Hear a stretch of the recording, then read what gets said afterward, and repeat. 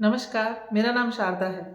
आज आपके सामने फिर से मैं एक और वीडियो लेकर के आई हूँ और आशा करती हूँ कि जैसे पहले वाली वीडियो आपको पसंद आ रही है, वैसे ही ये वीडियो भी आपको ज़रूर अच्छा लगेगा। आज मैं चर्चा करने वाली हूँ कि हम लोग फंक्शन तो हमारे जीवन में आते रहते हैं और कई बार हम खुद ही अपने घर में फंक्शन ऑर्गेनाइज करते हैं। तब फिर हमें थोड़ा-सा हाथ-पैर फूलते हैं कि कहीं इसमें कुछ कमी ना रह जाए।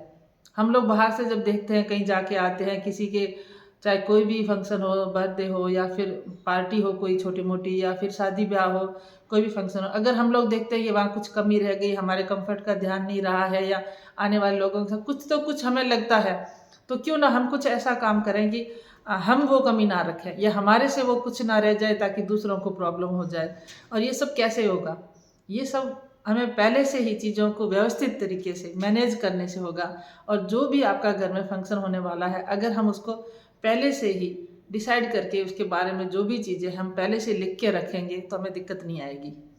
अब कैसे करेंगे, क्या फंक्शन की क्या करना, वो हर किसी फंक्शन का अलग अलग होगा। आज मैं चलो आपके सामने शादी की बात कर लेती हूँ। किसी के घर में अगर शादी होने वाली है, अभी वैसे भी शादियों का सीज़न शुरू होने वाला है। अगर शादी होने वाली है तो उसके लिए क्या करें? सबसे पहले तो हमें लिस्ट बनानी पड़ती है मेहमानों की। सब कोई बनाते हैं, हर कोई लिस्ट बनाता ही है, लेकिन फिर भी कहीं न कहीं कुछ रह जाता है। तो मैं ये ऐड करूँगी मेरी तरफ से, जब हम लिस्ट बनाते हैं तो हमें कैटेगरी वाइज लिस्ट बना देनी चाहिए। जैसे आपके बेटे-बेटी की शादी है, तो उनके जो फ्रेंड सर्किल है, उनका आपको अलग-अलग, अगर वो जॉब करते हैं तो उनके कलीग हैं, उनकी अलग लिस्ट होगी, उनके फ्रेंड हैं, उनकी अलग लिस्ट होगी, आपके फ्रेंड हैं, आपके फ्रेंड में भी हस्बैंड वाइफ दोनों के अलग-अलग होंगे, उनकी अलग-अलग लिस्ट बनाइए। दोनों के रिश्तेदारों की अलग-अलग लिस्ट बनाइए।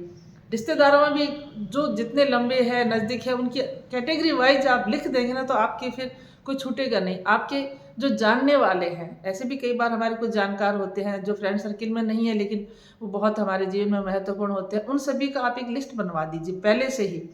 और जब लिख के रखेंगे ना तो बहुत आपके लिए बहुत ज़्यादा काम का है। और फिर जब हम कार्ड छपवाते हैं तो हमें ये भी ध्यान रखना है कि हम कार्ड को कैसे देंगे, क्या छपवा करके देंगे या फिर जो आजकल तो ऑनलाइन का है तो वो कार्ड वैसे करके देंगे हम लोग। लेकिन हमें करना क्या है कि जिसको भी अगर हम जैसे कार्ड भेजते हैं शादी वाला, कार्ड का मैटर क्या रहेगा ये भी आप पहले से लिख के रखें। चाहे छपवाने के लिए आप कुछ टाइम बाद में जाएँ, लेकिन उसका मैटर क्या रहेगा, उसमें क्या कुछ लिखना है। हम लोगों में जैसे होता है कि रिश्तेदारों के नाम वगैरह डालने होते हैं, बहुत बार होता है कि उसका नाम पहले डालना था, उसका बाद में आ गया। छोटे-बड़े का जैसे होता है या फिर किसी का नाम ऐड नहीं हो पाया, कुछ ना कुछ तो कमी रह जाती है। वो कमी आप ना, मतलब आपसे ना हो पाए, उसके लिए आपको क्या करना होगा, आप पहले से ही वो जो आपका मैटर है वो बना के लिखें। यानी लिखेंगे, जब आप उसको बना देंगे पहले से, उसको बार-बार पढ़ेंगे ना तो आपको 2-4 लोग आप घर के सदस्य बैठ के उसको जब चर्चा करेंगे तो आपको खुद को पहले ही पता चल जाएगा। ये नहीं है कि अब शादी होने वाली है, कार्ड छपवाने की वहाँ भागे हैं, प्रिंटिंग प्रेस में वहाँ पर हम लोग वो सब पता कर रहे हैं, तो वो बहुत दिक्कत आ जाती है और कुछ ना कुछ कमी रह ही जाती है वहाँ पर। तो ये पहले से करके रखें। तो दूसरा तो ये हो गया। अब तीसरी बात आती है कि गिफ्ट क्या देंगे हम लोग, किसी को भी जो रिश्तेदारी है आने जाने वाले, क्योंकि चाहे बेटे की हो चाहे बेटी की हो, शादी में गिफ्ट देने पड़ते हैं दोनों तरफ से। वो हमें परचेज़ करके लाने पड़ते हैं। पहले आप सोच लें, डिसाइड कर लें कि कौन-सा गिफ्ट देना है, किसको क्या चीज़ होगी, कपड़े वगैरह होते हैं तो वो भी है। आप अपना बजट देखें, सबसे पहला तो बिल्कुल बजट की तो सबसे पहली होगी। उस अनुसार आप अपने खरीदारी करके लाएँ, उनको पैक करके रखें।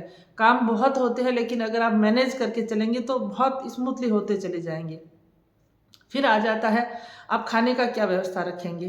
तो खाने के लिए आप मेनू जो भी आपका, आप जो भी वैरायटी रखना चाहते हैं वो आप पहले से ही अपने घर के जो भी सदस्य आप इसमें इन्वॉल्व होना चाहते हो बैठ कर के पूरा डिसाइड करें। आपको 2-4 दिन भी लग सकते हैं, बहुत बार हो जाता है किसी को ये खाना है, ये वो चीज़। तो आप पहले से डिसाइड करेंगे। एक और चीज़ यहाँ मैं ऐड करूँगी, सब डिसाइड पहले करते हैं, लेकिन बहुत बार ये होता है कि हम मात्र शादी वाले फंक्शन की चीज़ डिसाइड करते हैं, 1 आध दिन की कुछ विशेष फंक्शन की। हम रिश्तेदारों को जैसे कई बार आ जाते हैं, 4-5 दिन पहले हम बुलाते हैं किसी को हेल्प के लिए, कुछ कोई ना कोई काम के लिए। हम रिश्तेदारों को 5-7 दिन पहले भी इनवाइट कर लेते हैं, तो कोई नज़दीक के हैं। हमारे घर में अगर कोई आ रहे हैं बाहर से शादी में या वैसे भी, हमें उनके कम्फ़र्ट का भी ध्यान रखना पड़ता है और रखना ही चाहिए। ये नहीं है कि जो शादी में आपके रिश्तेदार कोई ख़ास आते हैं, विशेष आप जिनको मानते हैं उनका ही आप करें। तो जो आए हैं आपकी शादी में पहले, वो क्या विशेष नहीं है? हम लोग एक गलती अक्सर कर जाते हैं कि हम समझते हैं ये तो हमारा नज़दीक का रिश्तेदार है, ये तो हमारा अपना है, इसका क्या, उसका विशेष ध्यान रखना है। वो अपने घर को छोड़ के, अपने घर के काम धंधे छोड़ के आपके यहाँ आए, तो आप सोचो कि वो अलग आपके लिए अपना वक्त निकाल रहा है, तो आपको उसको ये चीज़ मतलब कहते हैं ना, उसको एहसास करवाएं कि हमारे लिए कुछ विशेष है, उसका भी हमें अलग से विशेष ख्याल रखना चाहिए। ये हम अक्सर ही कमी कर जाते हैं। जो हमें जो मदद कर रहे हैं हम उनको इग्नोर कर देते हैं। आप चाहते नहीं है उनको इग्नोर कर, आप उनको लाइटली लेते हैं, ये तो मेरा अपना है। अपनों का ज़्यादा ख्याल रखें तो वो हमेशा उनको खुद को ही फील होगा कि उनके वहाँ गए थे ना तो हमारा ज़्यादा था थोड़ा। ये भी ध्यान रखने वाली बात है। कोई कहाँ रुकेगा, आपके घर में जगह है तो वहाँ पर बाहर कहीं जहाँ व्यवस्था कर रहे हैं अपने आप, जो भी आपका स्तर है उस अनुसार उनकी, वो जो रिश्तेदार आएंगे किनको कहाँ आप ठहराने वाले हैं, उनकी आप पहले से ही लिस्ट बना करके रखें और वहाँ बुकिंग करें पहले। क्योंकि बहुत बार अगर हम लोग होटल वगैरह बुक करना चाहते हैं तो जैसे हमें चाहिए है मिल नहीं पाती है। अगर आप मैरिज गार्डन वगैरह बुक करना चाहते हैं वो भी वक्त से पहले ही कर दीजिए, ताकि फिर आप टेंशन फ्री हो जाए कि बिल्कुल उस वक्त में फिर रेट भी ज़्यादा होते हैं, कई बार जगह मिल नहीं पाती है। तो आप ये कुछ महीने पहले ही डिसाइड कर लें कि हमारा कौन सी जगह पर क्या क्या फंक्शन होने वाला है, तो उसके नज़दीक में क्या चीज़ है, यानी जिनको जहाँ ठहराना है उनकी व्यवस्था पहले करें। गाड़ी वगैरह कितनी लगेगी वो भी आप पहले से व्यवस्था करके रखें। ये छोटी छोटी चीज़ें हैं जो हमें ऐन वक्त पर परेशान करती है, वो भी करें। और जो 4-5 दिन का, जो भी आप 3 दिन का 4 दिन का फंक्शन रखना चाहते हैं, होता क्या है ना कि हम उन्हीं दिनों के लिए खास कुछ व्यवस्था नहीं कर पाते और हमें प्रॉब्लम आती है। शादी वाले दिन की तो हम सभी करते हैं, उनके लिए आप सोचें कि जो भी रिलेटिव आएंगे उनको नाश्ते में क्या देना है, उनको डिनर में क्या देना, उनको लंच में क्या देना, उनको वैसे ही चाय पानी की जो व्यवस्था होती है उसमें क्या होना, ये आप पहले से करके रखें, लिख के रखें अपने पास में। और जिस किसी को आप जिम्मेदारी, और एक और चीज़ है सबसे बड़ी, हमें जिम्मेदारी बांट लेनी चाहिए, क्योंकि कोई एक अकेला इंसान नहीं कर सकता है फंक्शन को पूरा। तो हमें जिम्मेदारी बांट लेनी चाहिए। हमारे परिवार के जो जो सदस्य उसमें पार्टिसिपेट करना चाहते हैं या फिर हम चाहते हैं कि वो करें, तो उनको बुलाएं, उनका टाइम देखें। अगर हमें कोई नहीं मिल पाते हैं, कई बार होता है कि कोई लोग बिजी है या उनके पास टाइम नहीं है, तो हमें क्या करना चाहिए, सबसे इजी है कि जो हम कैटरर वगैरह बुक करते हैं उनके साथ हमें टीम मिलती है, या फिर हम अपनी तरफ से जो कोई लोगों को हायर कर सकते हैं कि हमारी हेल्प करेंगे, वैसे करके। और जो भी खाने पीने की चीज़ें घर में जो बनेगी, क्योंकि हम लोग जैसे जिसको हलवाई वगैरह कंदोई वगैरह जो कैटरर आते हैं वो तो उसी दिन के हिसाब से बुलाते हैं। तो जो पहले 2-4 दिन फंक्शन जो पहले रहेगा, या जो लोग हेल्प करने के लिए आएंगे, जो रिश्तेदारी पहले आती है, तो उनके लिए कैसे करेंगे, तो उनके लिए भी आपको पहले से हेल्पर घर में रखना पड़ेगा। एक उनकी देखभाल करने के लिए, खाना बनाने के लिए, बिल्कुल मतलब आप व्यवस्थित तरीके से। और थोड़ा सा इसमें पैसा ज़्यादा लगता है, बहुत ज़्यादा नहीं लगेगा, लेकिन आपकी बहुत ज़्यादा टेंशन हट जाएगी दिमाग से कि हमने ये चीज़ें हमारे से हो नहीं पाई थी हड़बड़ी में, फिर ना आप एंजॉय कर पाते, ना आप उनको अटेंड कर पाते ढंग से, और उसी भाग दौड़ में लगे रहते हैं। तो ये चीज़ें पहले से ही सोच लेंगे तो आपको बहुत फ़ायदा होने वाला है। और आपकी जो निश्चिंतता होगी ना, वो आपके एक खुशी देगी कि हाँ मेरा फंक्शन बहुत अच्छे से हो रहा है। अब आती है जो हमारे जो भी फंक्शन होंगे उनमें जो सामान लगने वाला है, जो रिचुअल होते हैं, यानी जो फंक्शन के लिए जो भी हमारे रस्म रिवाज होंगे, जो उन रिचुअल के लिए क्या क्या सामग्री चाहिए, क्या क्या वस्तुएं, जो भी चीज़ें, वो हमें पहले से ला करके और किसी एक को उसके लिए बोल देना चाहिए कि ये तुम्हारे जिम्मे काम है, तुम लोग उस वक्त ये लेके आना। नहीं है तो ऐसा आप वर्कर रख दीजिए अपने, मैंने कहा ना अभी आपको कि आप हेल्पर रख सकते हैं, उनको बोलें। लेकिन हमें जो लिस्ट बना करके वो सामग्री टाइम से पहले ला करके उसको रखनी पड़ेगी। उससे क्या होगा कि हमें ही आराम रहेगा उसका।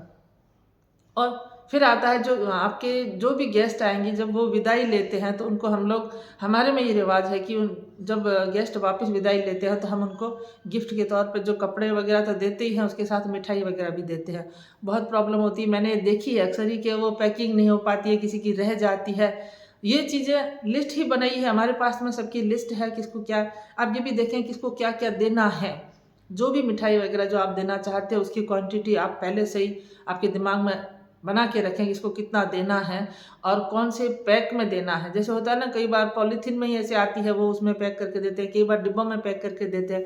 वो आप डिसाइड करें कि आपको कौन सा तरीका अपनाना है, लेकिन उसको भी आप पहले से करके रखें। और बिल्कुल आपके हलवाई को बोल के रखना है आपको कि, क्योंकि हम लोग थोड़ा सा जैसे जब विदाई के टाइम के ताज़ा बनवाते हैं, तो ये भी हलवाई को तो पहले से बोलना पड़ेगा उस वक्त ये चीज़ करके रखनी है। और किसी लोगों को जो आप जिनको बोलते हैं उनको पहले से आप बिल्कुल वो सामग्री रखिए, वहाँ इतनी इतनी पैक करनी है। तो आपका एक जो ऑर्गेनाइज जब चीज़ें हो जाती है ना, तो आपका टेंशन हट जाएगा और आप रिलैक्स फील करेंगे, एंजॉय कर सकेंगे उन फंक्शन को।